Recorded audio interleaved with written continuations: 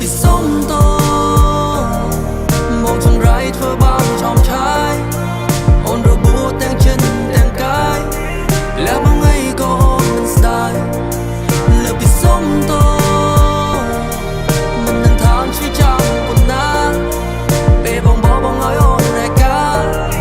បងអាត្មានិយមនៅក្នុងបន្ទប់មួយសែងងងឹតជាមួយអារម្មណ៍ពិបាកថ្លែងរៀបរាប់រឿងរ៉ាវជាច្រើនដែលខ្ញុំទុកឲ្យរូបនាងរត់តាឯងដំបូងពួកយើងគ្រាន់តែជាមើលតែរូបខ្ញុំអ្នកបំលែងវិវត្តទៅជាស្នេហាដែលមានផ្លូវច្រើននៅខ្វាត់ខ្វាយអាត្មានិយមក្នុងចិត្តពុពលគ្រាន់តែចង់បានខ្លួននាងមិនខុសពីការជឿចាប់កុហកហេតុតែស្បត់នៅក្រោមភ្លៀងដំបើងមិនឈឺតែនៅតែរកព្រោះតែស្នេហ៍ខ្ញុំលំអៀងបដការជាជាមួយដែលคล้ายពេលមានបញ្ហារកផ្លូវវាងសួរអ្នកណាយល់ខ្លះដឹងថាខកតែមិនអាចធ្វើអីបងខំរូបនាងមកធ្វើជាស្នំតែខ្លួនឯងមានអគ្គមហេសីមិនគ្រប់គ្រាន់همជាភក្តីមកតែស្រឡាញ់តែមិនអាចចង់ស្រីខ្វះសច្ចៈមិនសមជាប្រុសអូនចាក់ចេញទៅទាំងគ្មានអីរឿងរ៉ាវស្នេហាដូចជាចម្ពោះរអានុសាយើងធ្លាប់ជាទូស្នេហាចាប់ឆេះនៅក្រោមពំនុកបបោរាងកាយក្រោមទឹកការឈូបានតែសាយគេគ្រប់គ្នាសង្ឃឹមខ្ពស់មកលើបងរឿងរ៉ាវធ្លាប់ធ្វើកន្លងសត្រឹមតែពេលលើពីសុំតបងចង្រៃធ្វើបានចំឆាយអូនរបួសទាំងចិត្តទាំងកាយแล้วបងไงក៏អូនមិនស្ដាយឲ្យបងសុំត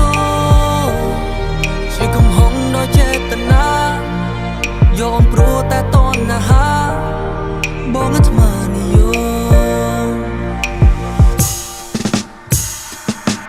បាបកម្មស្នេហ៍នេះតែធ្លាប់មករកបងហើយកែអីឡានបងអូនធ្លាប់ជីបងស្រមៃឃើញត្រានត្រៃនៅគ្រប់កន្លែងអូនបងព្រោះកាន់ដៃបងសងនឹងដល់អូនធ្លាប់បងសត្រឹមតែពាក្យគូបាយធ្វើបាបមនុស្សស្រីដែលស្មោះកំហុសនេះវាធំនឹងថាមិនអាចលើកលែងអូនឈឺអូនចេញអូនយំអស់សម្រស់អស់គេទៅយូរចោះឈ្មោះស្អុយក្នុងសង្គមនឹកតែមិនដែលខរអូនសោអាត្មានិយម